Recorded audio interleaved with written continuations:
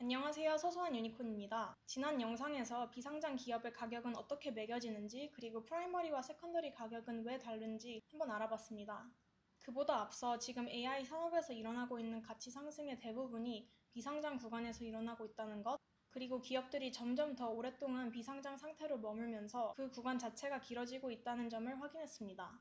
그런데 여기서 아직 안 다룬 질문이 하나 있습니다. 그래서 내 전체 자산 배분에서 왜 그리고 얼마나 들고 가야 하냐는 질문입니다. 오늘은 개별 기업이나 산업에 대한 얘기가 아니라 포트폴리오 관점에서 내가 왜 세컨더리를 들고 가야 하는지, 어떤 식으로 바라봐야 하는지에 대해서 알려드리겠습니다.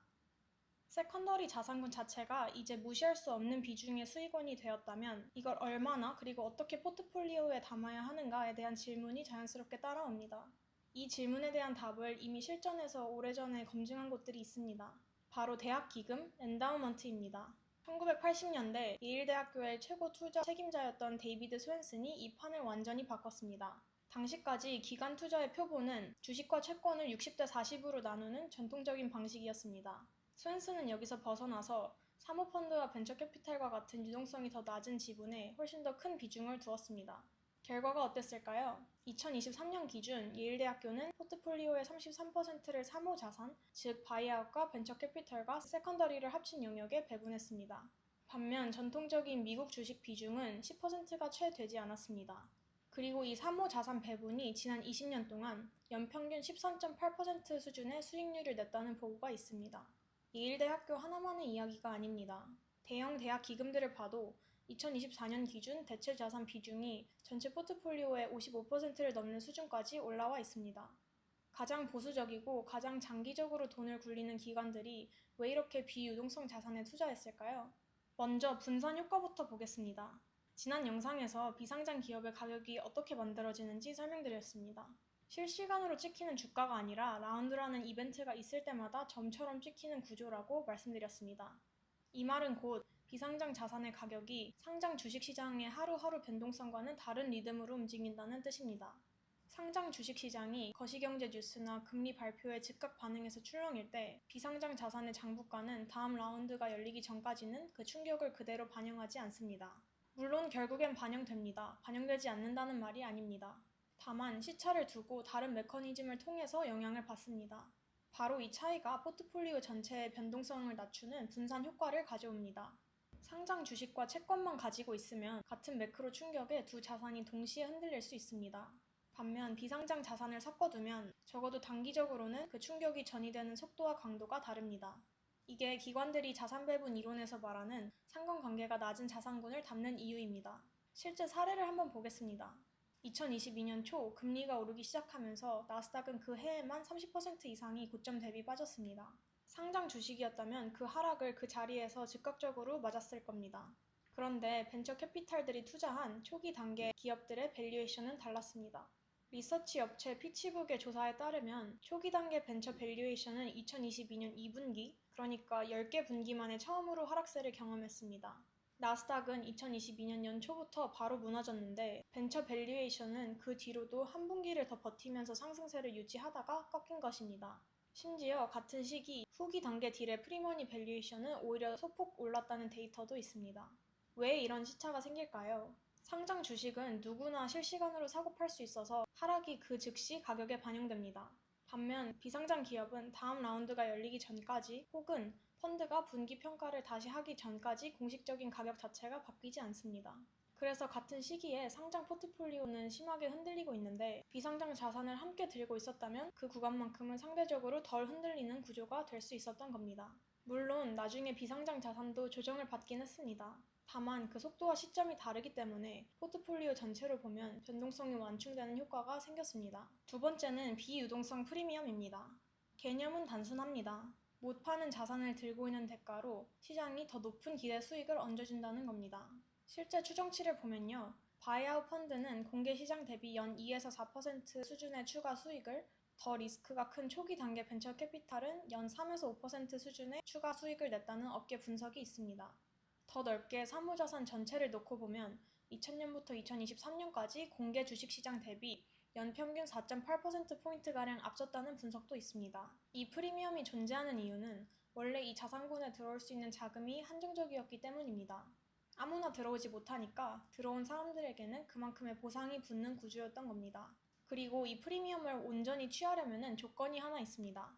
바로 이 비유동 기간을 실제로 버틸 수 있는 자금이어야 한다는 겁니다. 여기서 제가 이 비유동 기간이 무엇을 의미하는지 설명드리겠습니다. 이건 정해진 기간 동안 내 지분을 팔고 싶어도 팔 수 없는 상태를 뜻합니다. 벤처캐피탈 펀드 자체가 보통 10년 만기 구조로 설계되어 있습니다. 그 안에 있는 개별 투자권들은 보통 5년에서 10년, 길게는 그 이상을 들고 가야 회사가 상장하거나 인수가 되는 그런 청산 이벤트를 만날 수가 있습니다. 세컨더리나 SPV를 통해 들어가도 사정은 크게 다르지 않습니다. 내가 지분을 사는 순간부터 회사가 상장하거나 매각되지 않는 이상 그 지분을 현금화할 방법이 없습니다. 중간에 팔고 싶어도 매수자를 직접 구해야 하고 앞서 영상에서 말씀드린 우선 매수권이나 회사 승인 같은 절차를 추가로 밟아야 할 수도 있습니다. 그러니까 이 돈은 짧게는 몇 년, 길면 10년 이상을 내 손을 떠나가 있을 수 있는 돈이라는 걸 전제로 넣어야 합니다. 이 기간 동안 돈이 묶여도 상관없는지가 비유동성 프리미엄을 취할 자격이 있는지를 가르는 기준입니다. 당장 다음 달에 현금이 필요한 상황이라면 이 프리미엄에는 접근하기 어렵습니다. 세컨더리 매물의 상당수는 이미 시장 검증을 마친 기업들에서 나옵니다. 매출이 찍히고 고객이 있고 기술력이 증명된 회사라는 뜻입니다. 그리고 최근 몇 년 사이에 있었던 밸류에이션 조정 덕분에 예전보다 비교적 합리적인 가격에 이런 회사들의 지분을 살 수 있는 창구가 열렸습니다.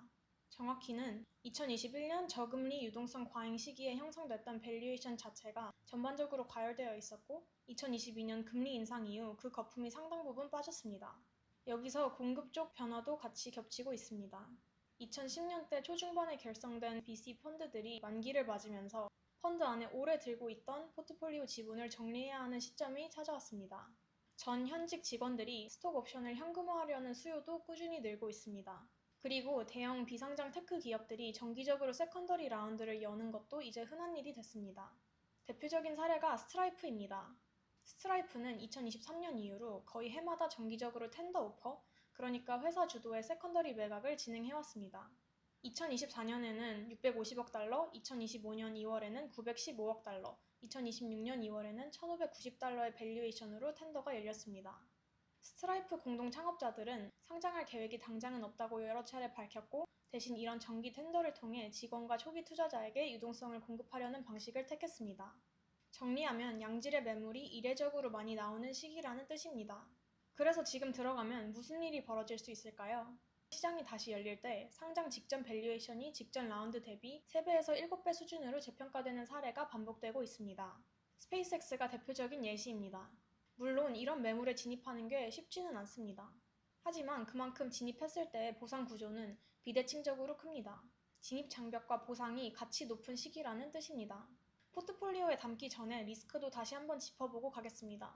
첫 번째 리스크는 유동성 리스크입니다. 팔고 싶을 때 못 파는 구조라는 것은 이전 영상에서도 이미 말씀드렸습니다.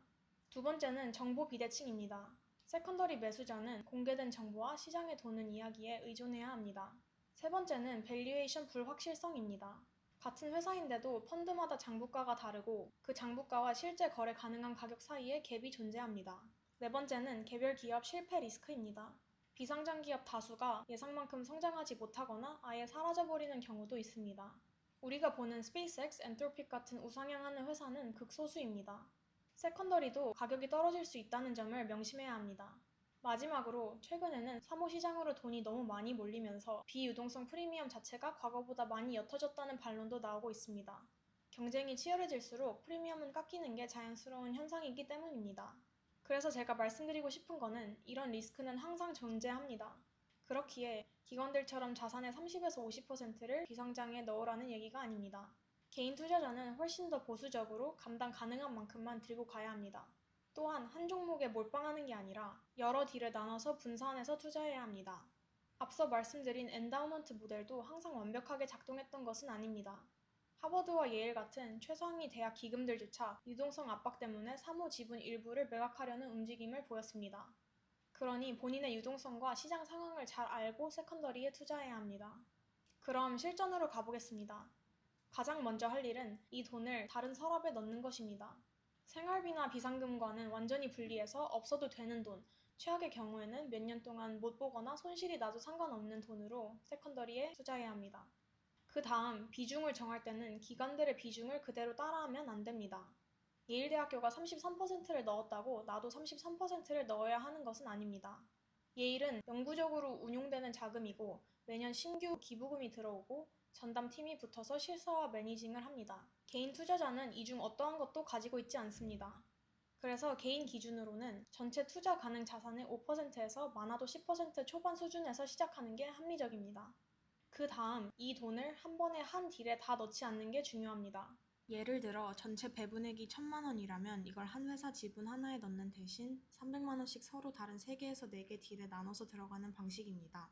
이렇게 하는 이유는 개별 기업 실패 리스크 때문만이 아닙니다. 서로 다른 시점에 들어가면 그 시점의 시장 분위기와 가격 수준이 다르기 때문에 특정한 시기에 몰려서 비싸게 사는 리스크도 같이 줄어듭니다. 그래서 한 번에 다 들어가기보다 1년이나 2년에 걸쳐 나눠서 들어가는 것도 방법입니다. 마지막으로 이 자산군은 들어가고 나면 몇 년간 성과가 안 보이는 구간이 있다는 것도 미리 각오해야 합니다. 사모펀드 업계에서는 이걸 J커브라고 부릅니다. 초반에는 수수료와 비용 때문에 오히려 마이너스처럼 보이다가 시간이 지나야 회수가 시작되는 곡선입니다. 그래서 1, 2년 안에 성과를 확인하려는 마음으로 들어가면 실망하기가 쉽습니다. 물론 IPO 가시성이 있는 기업의 세컨더리를 사서 수익률은 조금 포기하더라도 빠른 유동화를 추구하는 방법도 있습니다. 하지만 그 기업이 성공적으로 상장을 해도 6개월간의 락업이 있는 경우가 대부분입니다. 그리고 그 락업 기간 동안에는 상장 기대감, 실적, 시장 흐름, 뉴스 등이 모두 섞여서 6개월 후의 주가를 예측하기 어려울 때가 많습니다. 이 외에도 SPV를 통한 세컨더리 투자 방법도 있습니다. 이 부분은 추후에 다른 영상에서 더 자세히 설명드리겠습니다. 정리하자면 생활비와 완전히 분리된 돈으로 전체 자산의 한 자릿수 %에서 시작해서 여러 딜과 여러 시점에 나눠 넣고 몇 년은 성과가 안 보여도 흔들리지 않는다는 마음으로 접근하는 것. 이게 세컨더리 포트폴리오를 담는 현실적인 방향입니다. 세컨더리는 핫한 회사의 지분을 싸게 사는 기회가 아닙니다. 상관관계가 낮은 자산군을 담아서 분산 효과를 얻고 동시에 비유동성을 감내한 대가로 프리미엄을 취하는 포트폴리오 전략입니다. 다만 그 전략이 통하려면 제가 오늘 말씀드린 리스크와 주의할 점은 꼭 잊지 마시길 바랍니다. 얼핏 들으면 고점에서 주식 사지 마 이렇게 말하는 것 같이 당연하게 들릴 수 있지만 가장 명심해야 할 펀디멘탈입니다. 그럼 다음 영상에서 뵙겠습니다. 시청해주셔서 감사합니다.